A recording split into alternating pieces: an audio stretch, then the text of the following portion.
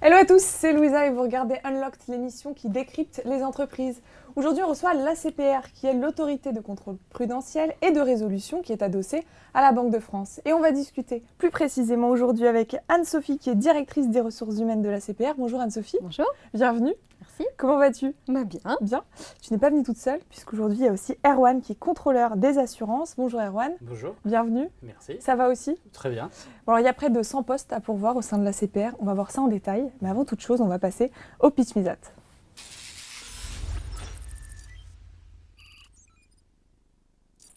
Alors Anne-Sophie, l'ACPR, c'est quoi ? Alors, l'ACPR, c'est la partie de la Banque de France qui s'occupe du contrôle des banques et des assurances. Okay. Donc, en gros, on a 3 missions principales. D'une part, de veiller à la stabilité du système financier pour éviter les crises. D'autre part, de protéger la clientèle des établissements. Et d'autre part, de veiller à ce que toutes les règles qui existent pour prévenir la délinquance financière, blanchiment des capitaux, etc., soient bien respectées. Donc on voit que ce sont des missions de service public qui sont vraiment au cœur de l'actualité. En ce moment, on travaille sur l'impact du Brexit, la finance verte, etc. Donc la CPR, c'est 1000 personnes à peu près, un petit peu moins, jeunes. La moyenne d'âge est inférieure à 40 ans. On a à peu près autant de femmes que d'hommes. C'est des métiers vraiment très divers. C'est un cadre européen, dans le cadre de l'union bancaire, donc on parle beaucoup anglais à la CPR. Et c'est aussi donc, beaucoup d'expertise. Et comme c'est des métiers qu'on fait nulle part ailleurs, on a une école de formation qui est très importante aussi, qui nous permet d'accueillir des gens qui ne connaissent pas nos métiers et de les faire monter rapidement en compétences. Et justement, en ce moment, on a un vrai besoin, justement, compte tenu de l'actualité, de l'élargissement de nos missions, on a un vrai besoin de recruter. Et à la fois des profils un peu expérimentés dans nos domaines d'activité, et puis des jeunes diplômés. Parfait. Tu recherches surtout des collaborateurs qui pourront répondre aux exigences et aux évolutions du métier. Exactement. Justement, avoir les profils que tu recherches, mais surtout ce que tu proposes aux jeunes qui veulent rejoindre l'ACPR. Là, on voit ça tout de suite.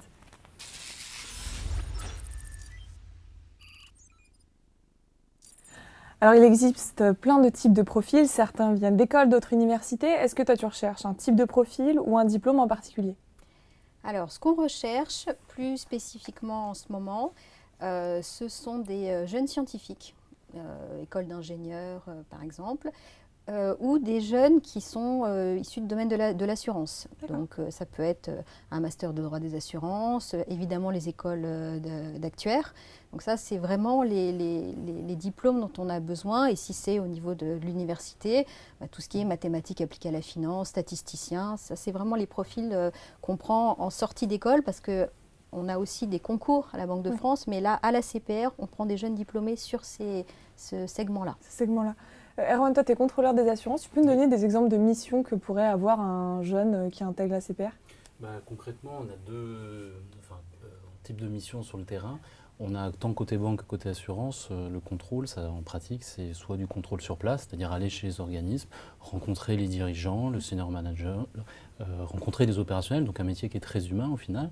C'est aussi d'analyser des documents, que ce soit des narratifs ou des fichiers Excel, donc il faut aimer manipuler les chiffres, mais pas que. Et puis après, il y a tout ce qu'on appelle le contrôle permanent, le contrôle sur pièce. Dans notre jargon, ça consiste à analyser les rapports réglementaires, tous les reportings que nous font les organismes, et à les analyser, à faire une synthèse tout simplement. Et donc concrètement, un jeune côté contrôle des assurances va avoir la responsabilité peut-être d'un portefeuille d'organismes et va être chargé du dialogue permanent ou du contrôle sur place de cet organisme. Est-ce qu'il y a des prérequis pour intégrer la CPR pour un jeune ? Des prérequis, ce qu'il faut, en fait, notre métier, si on devait le résumer, c'est de comprendre pour pouvoir juger. C'est de comprendre les risques pour pouvoir après... Et donc, en fait, les prérequis, c'est d'être curieux. Voilà, c'est d'être curieux et pugnace. Et ça me fait penser au recrutement, c'est un recrutement classique, c'est-à-dire ils envoient leur CV, il y a un contact RH, contact manager, ça se passe comment le recrutement ? Oui, c'est un recrutement classique qui est assez raccourci. Donc on fait une présélection des CV avec un court entretien téléphonique pour vérifier qu'on est bien en phase. Après, il y a une rencontre avec les opérationnels, là, vraiment sur le métier. Donc là, quand on parle de jeunes diplômés, on cherche des talents. Et ensuite, on a un entretien RH, plus personnalité, motivation. Et tu as le sentiment que les jeunes qui viennent au sein de la CPR, ils viennent pour acquérir une expérience ou pour faire carrière ? Ça dépend. Ça dépend. On a vraiment 2 types. Il faut dire que la CPR, donc, ce que je disais, est aussi adossée à la Banque de France. Donc, et comme Erwan le disait, on a des métiers qui sont très différents. Donc déjà, au sein de la CPR, on a beaucoup de métiers différents et on en a finalement qui peut-être arrivaient avec l'idée de dire je vais rester 3-4 ans et puis ils se passionnent sur les assurances, puis ils se mettent à faire des études, puis après ils se mettent à faire de la négociation internationale, puis ils passent en contrôle bancaire. Et puis après, on a des liens avec la Banque de France, on a beaucoup de liens avec les institutions européennes, donc ils partent à la BCE, ils reviennent, donc ça dépend. Et tu as dit tout à l'heure une moyenne d'âge inférieure à 40 ans. Là, vous recrutez beaucoup de jeunes, c'est-à-dire l'environnement, ils travailleront qu'entre jeunes ou il y aura des équipes diversifiées? Je pense un peu des deux. Enfin oui, les équipes sont très diversifiées, tant en âge qu'en parcours de formation initiale et puis parcours expérience, que ce soit à la Banque de France, à la CPR ou ailleurs d'ailleurs. Mais globalement, il faut savoir, les services, la cellule, on va dire, de management, c'est environ 10-15 personnes, avec un chef et son adjoint. Et par exemple, si je prends l'exemple de mon service, le plus jeune a environ 23 ans, et issu à la voie du concours, mais aussi des jeunes contractuels, et ça peut aller jusqu'à environ 45 ans, quelque chose comme ça. Donc cette moyenne, ce que j'aime bien, c'est que c'est à la fois jeune, mais en même temps, on bénéficie de l'expérience des plus anciens, et c'est rassurant quelque part. On met des tuteurs, c'est-à-dire qu'on ne laisse pas que c'est des métiers qui sont quand même techniques. Donc il faut qu'on trouve à chaque fois cet équilibre-là et à chaque nouvel arrivant, au-delà de la formation qu'on lui dispense, on lui désigne un binôme. Quelqu'un qui peut l'aider à se repérer dans ce monde-là et à l'accompagner dans sa formation. On reviendra en détail sur le rôle du manager, c'est vrai que c'est important pour les jeunes qui intègrent une entreprise. Comment ils organisent leur journée de travail? La flexibilité des horaires, c'est comment? Chacun fait son emploi du temps? Oui, alors évidemment, on est soumis à des contraintes que nous-mêmes on impose aux organismes, qui sont les contraintes réglementaires, donc on se doit d'être réactif. Mais le délai réglementaire, en tout cas pour le contrôle des assurances et le contrôle bancaire, c'est souvent des échéances à l'échelle du mois. Donc simplement, ça laisse une certaine souplesse dans l'organisation de son travail. Et donc la flexibilité vient de là. Si on est organisé, on peut très bien adapter sa charge de travail. Et très rarement, on a réellement des échéances du jour pour le lendemain. Moi, ça m'est jamais arrivé en 6 ans. Parce que je prépare à l'avance et ça se passe très bien. Ça veut dire qu'il y a un droit à la déconnexion au sein de la CPR? Non seulement il y a un droit à la déconnexion, alors pour rebondir sur ce que disait Erwan, on a quand même des plages de travail. On a beaucoup de télétravail. La CPR et la possibilité soit de le faire de manière régulière, soit de manière occasionnelle. Quand on est là, on a un certain nombre de moments où on essaye d'être tous ensemble dans la journée. Mais on a effectivement un droit à la déconnexion. On a même une charte à la Banque de France et à la CPR qui dit qu'il ne faut pas envoyer des mails à partir d'une certaine heure. On ne s'envoie jamais de mails le week-end. On pense que c'est vraiment important de trouver cet équilibre-là. Pour nous, le bien-être au travail, et puis voilà, c'est vraiment quelque chose qui est important. Donc, Et tu parles de l'équilibre, il se traduit comment cet équilibre? Il va se traduire effectivement par à la fois la valorisation des missions. On a des enquêtes qui montrent que les gens chez nous trouvent que cet équilibre-là est bien respecté. Effectivement, la possibilité de s'organiser. Des fois, il y a beaucoup de travail. On va pas la peine de mentir aux gens qui nous regardent. On a beaucoup de travail. Mais effectivement, on a des managers qui sont soucieux de ça, qui veillent à répartir la charge de travail. On gère les priorités. C'est-à-dire que quand on ne peut pas tout faire, on arbitre. Et puis, on ne met pas de réunion le soir. Encore une fois, on évite les mails. On est quand même extrêmement bienveillant. L'objectif, c'est que les gens se sentent bien chez nous. C'est pas de leur mettre... C'est ça, d'aménager le travail. Vous avez des engagements RSE particuliers? Oui, on en a, exactement. La Banque de France est très présente, sur ce domaine-là. Par exemple, pour ce qui est éducation financière du public, pour ce qui nous concerne, il y a beaucoup de choses sur l'inclusion bancaire, le surendettement. C'est des sujets, parce qu'on travaille sur les pratiques commerciales qui sont intéressantes. Et puis en termes d'engagement plus vis-à-vis des équipes, des collaborateurs, la parité. On fait progresser aussi le nombre de femmes. On a, par exemple, là, on vient de lancer un grand concours pour le développement durable. Donc, recueillir tous les avis des collaborateurs. On lance un grand concours. Il y aura des projets qui seront soumis à expérimentation. Voilà. Donc, vous êtes pas mal engagé sur plein de domaines. Bon, je vous ai posé plein de questions, mais je ne suis pas la seule à en avoir. Les étudiants nous en ont envoyé beaucoup. Et on va voir ça tout de suite. Avec plaisir.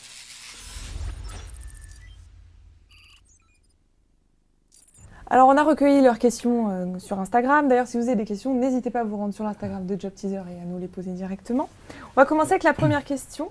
C'est Alban qui vous demande comment se passe l'intégration d'un jeune diplômé? Il y a un parcours? Oui.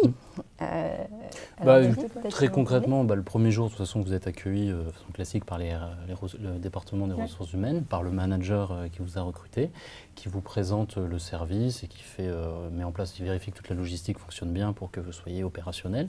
Donc normalement, tout est préparé.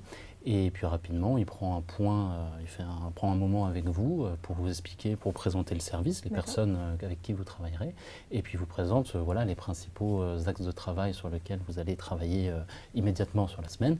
Et puis après, naturellement, progressivement, vous gagnez en responsabilité. Vous commencez sur une tâche, puis une deuxième, puis vous gagnez en autonomie en fait au fur et à mesure, tant côté contrôle bancaire que contrôle des assurances. Et donc ça se fait assez progressivement. Puis après, on a une formation évidemment pour des métiers qui sont spécifiques de supervision. Et donc on a des formations adaptées qui expliquent c'est quoi concrètement l'assurance, comment ça fonctionne. Pareil pour les établissements de crédit et les banques d'investissement. Et donc on est vraiment accompagné. Et là, sur les formations, on est sur un calendrier, on va dire, annuel. Donc la première année, vous êtes pleinement accompagné. Et puis après, vous prenez de plus en plus de responsabilités, d'autonomie. Ce qui me fait penser à la deuxième question de Maëva qui vous demande, proposez-vous des formations internes? Et tu as dit qu'il y a des formations diplômantes puisqu'il y a une école. Oui, c'est ça? je vais tout de suite répondre à Maëva. Je voulais juste ajouter, parce que c'est assez sympa, on essaye de faire pour tous les gens qui sont rentrés dans l'année, on fait 2 week-ends, qui tombent la semaine, 2 week-ends d'intégration. Un premier pour développer les relations interpersonnelles, apprendre à travailler ensemble, à collaborer. Donc on prend tous ceux qui sont arrivés dans l'année. Et puis un deuxième qui est plus fun. Par exemple, l'année dernière, ils ont fait un escape game dans Lyon. Enfin, c'est secret. On vous dit 2 jours avant où vous allez. Sympa. Mais donc, l'objectif, c'est de créer un esprit de promo, quoi. Et donc ça a lieu la semaine? Et ça, oui. Jeudi, vendredi, comme ça, si l'endroit, ça leur plaît, ils peuvent prolonger sur le week-end. Exactement. Donc, vous me disiez la formation. Oui, on investit beaucoup. C'est une grosse école, c'est ce que je disais, de formation. Et on propose aussi... Alors, on a nos formations internes. Et puis après, d'une manière générale, à la Banque de France, parce qu'on veut vraiment maintenir l'expertise et développer, on a des formations certifiantes. Donc nous, on va en avoir en actuariat, mais pour vous donner une idée, la Banque de France, l'année dernière, c'est 900 personnes qui ont été certifiées. Donc vraiment, des formations diplômantes. De formation. Exactement. Alors pour la troisième question de Mathis qui vous demande, quel est le rythme de travail? On l'a vu, on va passer rapidement, on ne va pas se mentir, il y a du travail et une possibilité de télétravail. Sébastien qui vous demande, quelles sont les perspectives d'évolution? Il y a des parcours types ou c'est des parcours individualisés? Alors, non, il y a deux réponses à ça. La première, c'est qu'effectivement, on fait évoluer les gens en fonction des compétences de chacun et on essaye d'avoir un accompagnement RH qui est individualisé. Après, dans l'ensemble, on peut évoluer de 2 manières possibles, soit dans des filières d'expertise, si vous voulez rester dans votre domaine d'expertise, soit au bout de quelques années, vous pouvez prendre des postes de management. Ok, voilà. Donc deux façons d'évoluer. Sophia qui vous demande...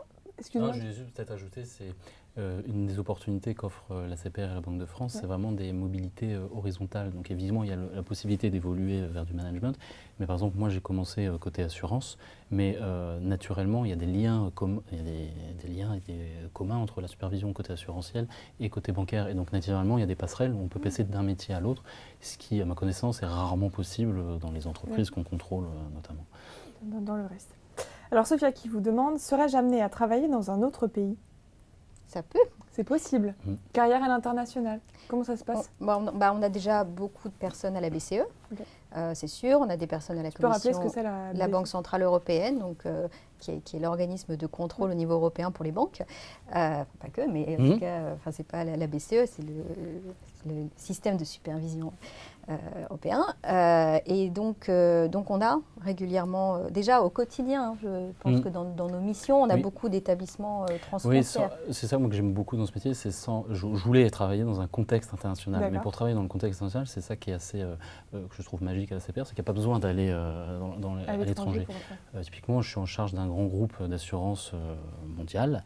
Et à ce titre, j'ai au téléphone des Américains, des Japonais, des Asiatiques, tous les pays, et l'Europe évidemment.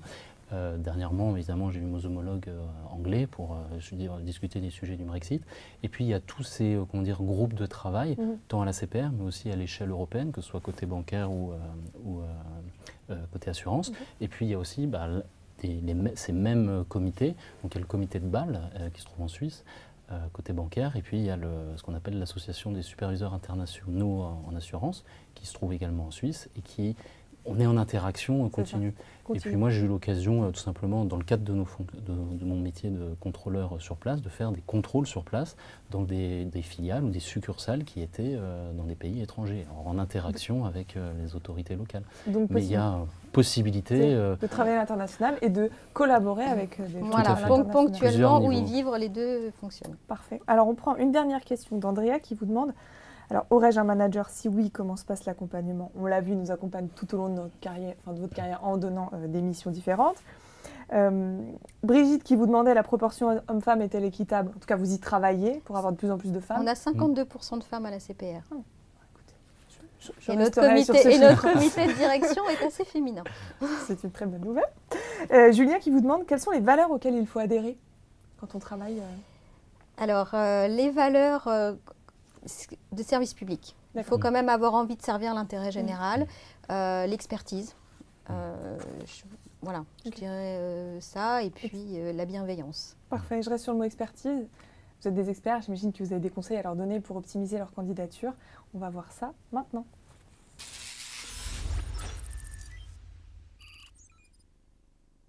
Alors, je vais vous demander 5 conseils. Le premier conseil sur la filière à suivre. Est-ce que vous auriez peut-être une recommandation à leur donner sur la filière à suivre pour intégrer la CPR? Ou peut-être pas. Je ne pense pas qu'il y en ait une spécifique, c'est s'intéresser évidemment côté assurance. Si vous pouvez suivre une filière en assurance, évidemment, c'est immédiat. Mais on vous forme quoi qu'il arrive. On prend tous les candidats et il y en a qui on les prend, ils ne connaissent pas l'assurance, mais on les forme. Et puis après, il y a plusieurs niveaux. Donc au final, on amène tout le monde au même niveau. Donc je ne pense pas qu'il y ait des filières spécifiques. Encore une fois, nous on est vraiment sur des filières un peu scientifiques ou assurance. Voilà. Ok. Le soft skill qui peut faire la différence? La curiosité. La curiosité. Moi, je dirais savoir simplement écouter la question qui est posée, réfléchir avant de répondre spontanément. C'est intéressant, mais prendre le temps, surtout pendant les entretiens, de réfléchir avant de ce que vous allez dire. Voilà. Le hard skill de demain à posséder? Probablement le big data. On est quand même, l'intelligence artificielle impacte beaucoup nos métiers. C'est un premier point. Et puis les données, à savoir... savoir utiliser des données en grande quantité, ça sera utile, oui. J'allais justement vous demander l'information ou l'innovation marché dans votre secteur. Si demain un candidat est en entretien, il peut vous parler de la big data, de la digitalisation? Bien sûr, bien sûr. Ça, parce que sur la digitalisation, nous, on est nous-mêmes concernés, parce que comme on supervise les banques et les assureurs, qui eux-mêmes innovent, c'est ce qu'on appelle la fintech de façon publique, donc les technologies appliquées au secteur financier. Donc évidemment, nous, on suit ces évolutions, parce que ça impacte notre compréhension des risques, peut-être l'émergence de nouveaux risques. Et donc évidemment, il faut qu'on les identifie, qu'on les comprenne, et que peut-être qu'on adapte nos actions de supervision. Et puis bien évidemment, la CPR, en tant qu'entreprise, en fait, innove en se posant nous-mêmes la question, toutes ces nouvelles technologies, ces nouvelles possibilités, comment on peut les intégrer pour mieux s'équiper, mieux adapter peut-être notre façon de travailler. Et donc aujourd'hui, c'est vrai que tant côté bancaire que côté assurantiel, mais c'est, je pense, valide pour tous les secteurs, on collecte énormément de données et qui ne sont pas à la dimension humaine. Donc comment on fait? On s'intéresse également, comme toutes les entreprises, à toutes les technologies Big Data. Donc concrètement, on a lancé il y a un pôle dédié en interne qui s'occupe de toutes ces nouvelles technologies appliquées à notre métier de contrôleur en assurance ou côté banque. Et donc c'est des technologies, sur le Big Data, ça va être l'exploitation, l'extraction des données de masse, et ensuite pour mieux visualiser. Et également, on s'intéresse beaucoup de plus en plus à tout ce qui est analyse de réseau, en fait, pour identifier les dépendances entre les acteurs. Quelque chose que vous ne voyez pas forcément à l'échelle locale. Si vous analysez la masse de données, vous voyez des dépendances et qui sont extrêmement intéressantes d'un point de vue identification des risques pour le superviseur. Donc, data, digitalisation, challenge important. Tu fais passer des entretiens. Oui. Est-ce que tu as un conseil à leur donner pour qu'ils puissent réussir leur entretien, ou peut-être qui, chez toi, marque une différence chez un candidat? Oui. Quelque chose qui me paraît important, c'est que les gens se renseignent un peu avant sur nos métiers et même plus globalement sur la stratégie de la Banque de France. C'est vrai que c'est notre employeur, et puis même sur les métiers de la CPR, sur notre site internet, il peut trouver quand même beaucoup d'informations. On ne demande pas qu'ils connaissent la réglementation avant de venir, pas du tout, mais qu'il ait un peu une idée de ce qu'on fait. Ça, je trouve que c'est quelque chose qui est important et voilà, qui peut quand même... valoriser la candidature. Exactement. Tu peux te donner un exemple de question que tu leur poses? Oui, alors qu'est-ce que je peux leur demander? Est-ce que tu demandes 5 points qui permettent de les qualifier positifs et négatifs chez eux? Tu poses ce genre de questions? Je leur demande parfois, quand ils postulent sur un poste, quelle est leur marge de progression. À leur avis, qu'est-ce qui va être le plus dur pour eux et qu'est-ce qui va être le plus facile pour eux sur ce poste-là? Est-ce que c'est valorisant qu'un candidat arrive et qu'il sache déjà là où il a envie d'aller? Tu lui demandes ses perspectives d'évolution tout de suite dans l'entretien? Où il se voit dans 10 ans, par exemple, s'il se voit dans 10 ans? Non, pas sur des jeunes diplômés. Ok. Un dernier conseil que tu as pu vivre ou que tu veux communiquer aux étudiants? Tu as passé un entretien? Oui, tout à fait. Ouais. Ouais, non, c'est très bien passé. Je trouvais que le processus était extrêmement bienveillant. C'était un peu vérifier l'adéquation de mon profil. Mais je pense surtout c'est qu'à l'occasion du job dating qu'on fait le 4 avril, c'est de ne pas hésiter à venir nous rencontrer. Parce que moi-même, je me rends compte avec le recul, je n'avais pas, je pense, une parfaite connaissance de tous les métiers qu'offre la CPR. Et donc là, je pense que c'est une opportunité unique pour rencontrer. Peut-être choisir entre banque et assurance, c'est complètement différent, mais il y a des métiers qui sont différents, il y a des spécificités qui sont différentes. Il y a pas c'est un choix personnel à la fin. Et donc je pense qu'il faut d'abord, pour mieux s'orienter, venir à cette occasion de job dating, et ensuite, évidemment, postuler à une offre. Et effectivement, lire le rapport annuel pour... Il ne faut pas l'apprendre par cœur non plus, mais se renseigner, venir avec un minimum de connaissances. Voilà, s'intéresser à l'actualité. On ne leur demande pas de connaître par cœur la réglementation, mais au moins, c'est quoi les sujets actuels? Important. Justement, il nous reste quelques minutes ensemble. Vous allez pouvoir dire tout ce qu'on n'a peut-être pas dit, tout ce que vous avez envie de dire. On passe tout de suite au last but not least.